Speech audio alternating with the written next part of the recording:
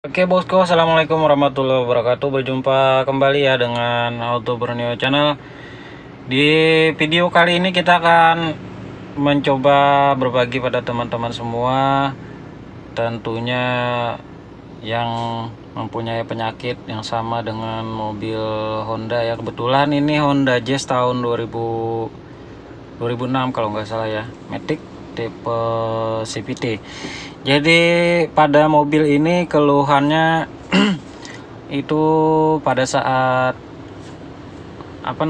pada saat mesinnya hidup dan transmisi belum dimasukin, maksudnya masih di posisi parkir begitu ya, itu masih normal, tidak ada gejala apa-apa maksudnya begitu. Jadi pada saat dipindah ke R atau D, nah apalagi waktu dihidupkan AC itu akan terjadi getaran hebat dan seperti kayak mau loncat begitu ya. Jadi ada semacam kayak itu mesin mendengung kayak kampas kopling slip begitu ya. Nah jadi untuk mobil ini itu ya penyakitnya ya. Ini kita coba masukin R. Nah jadi dia mengayun seperti itu ya untuk RPM, dan getaran di mesin itu terasa berlebih banget bro. Sama yang D begitu juga, jadi dia RPM-nya nggak nahan begitu, terbebani oleh itu dari transmisi maticnya bro. Nah apalagi yang terasa banget itu saat di R ya, apalagi dengan kondisi AC hidup. Nah itu akan terasa sekali getarannya, bahkan mau hampir mati untuk mesinnya ya. Nah jadi itu terasa banget bro. Nah jadi untuk penyakitnya ini, mobil Honda Jazz ini ada di sini ya untuk keluhannya. Tapi kalau kita parkir, kita posisi parkir itu anteng-anteng aja untuk mesinnya bro, nggak ada masalah ya. Nah jadi pada saat kita masukin beban pada transmisi maticnya itu langsung berasa bunyinya di situ. Jadi dari mana itu sumber penyakitnya, itu yang pasti ada komponen di dalam transmisi yang mungkin udah lemah. Jadi kita rencana mau mensiasati biar itu nggak terlalu berasa seperti itu ya, tidak terlalu menyentak dan RPM-nya ngedrop begitu.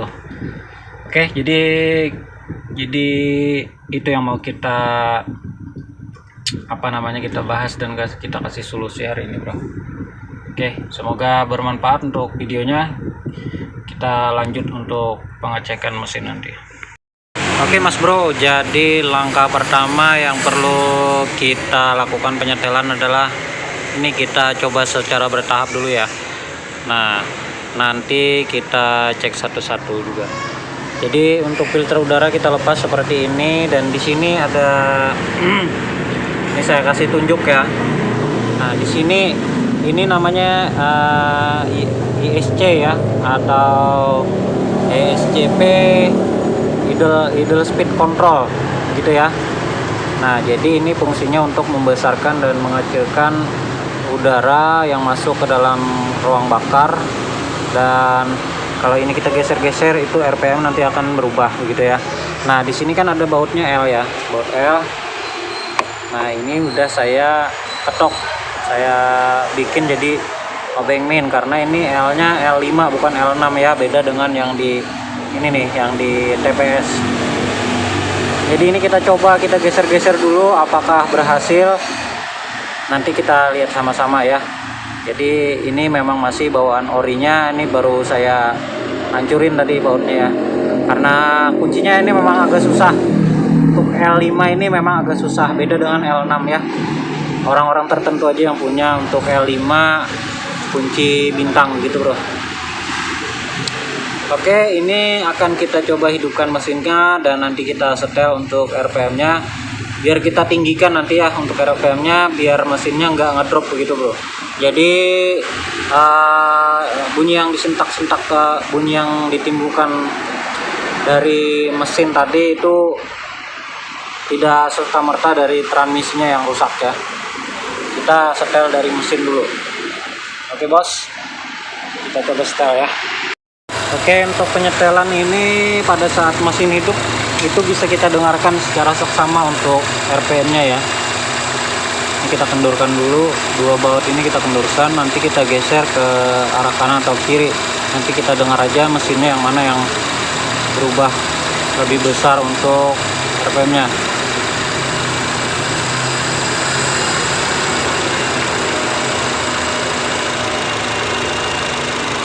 Nah ini kalau kita geser ke kiri itu dia akan lebih rendah ya. Ini kita geser ke kanan dia akan lebih tinggi RPM-nya. Nah seperti ini. Jadi kita tahan, nanti kita kunci dulu. Kita lihat nanti RPM-nya yang sedang berapa. Jangan lebih daripada 1500 ya. Kalau bisa 1100 ya. Paling maksimal itu. Ini kita kunci dulu seperti ini.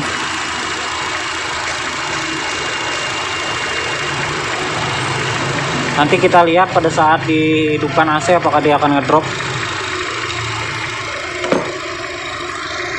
Oke, ini RPM sekitar 900 ya, 900 tanpa AC. Coba kita hidupkan AC. Nah, dia naik sedikit ya, hampir mendekati 1000 RPM. Dan kita sambil coba aja bro, jadi kita penyetelannya nggak sekali jadi ya. Jadi kita cari yang mana yang enak untuk biar RPM-nya itu nggak ngedrop bro. Nah ini masih ngedrop kan, masih terasa ngedrop, tapi nggak terlalu parah seperti yang tadi ya. Masih berasa, cuman nggak terlalu begitu bro. Jadi nanti kita naikin lagi RPM-nya. Nah ini getarannya masih ada, cuman nggak terlalu ya. Apalagi kita matiin AC-nya itu nggak terlalu berasa getarannya. Tadi kan pada saat AC hidup itu sangat berasa sekali getarannya. Nah ini udah kurang lumayan. Kita cari yang pas dulu ya. Oke kita lanjut. Ini udah lumayan bro, udah nggak terlalu seperti yang tadi ya. Nah ini kita lagi ngukur untuk tegangan output dari TPS ya. Nah pastikan juga ini kita ukur menggunakan ampermeter. Ini kita tancepin di kabel bagian tengah, soket bagian tengah sini bro, yang warna merah strip hitam ya.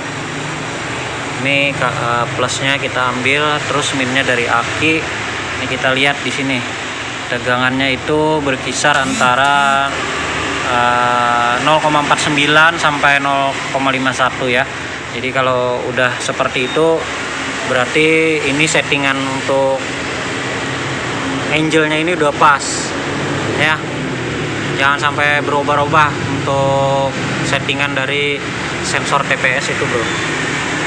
Ini udah pas 0,50 ya.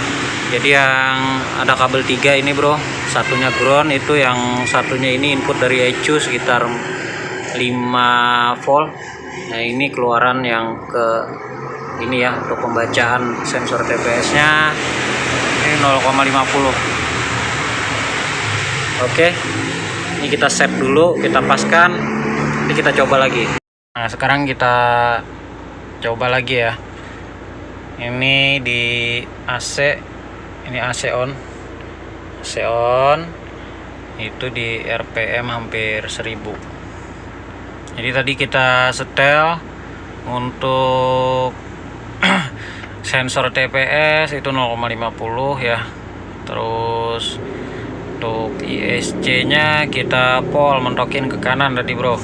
Dan cara menyetelannya bisa kalian lihat sendiri tadi ya. Jadi biar nggak bertanya-tanya lagi, nanti mungkin bagi yang awam pun bisa dilakukan sendiri di rumah asal peralatannya mencukupi atau memadai begitu bro. Jadi di sini kita hanya berbagi untuk sharing pengalaman saja, mudah-mudahan pengalamannya bermanfaat gitu ya. Ini kita coba lagi ya.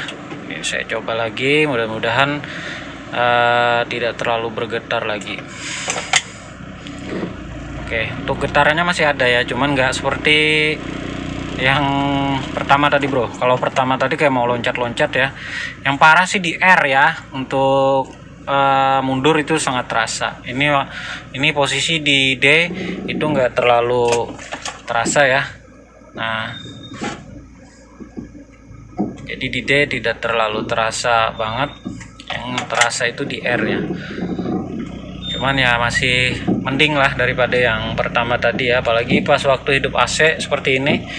Tapi kalau nggak kita matiin AC-nya itu getarannya nggak terlalu begitu banyak ya.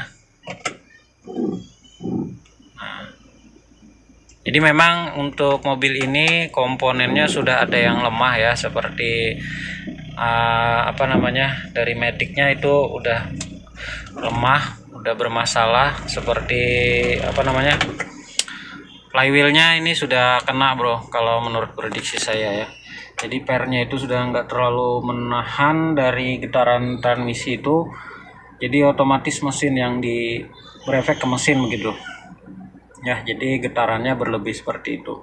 Jadi cara untuk menyiasatinya biar nggak ganti apa-apa dulu dengan cara setel seperti tadi bro.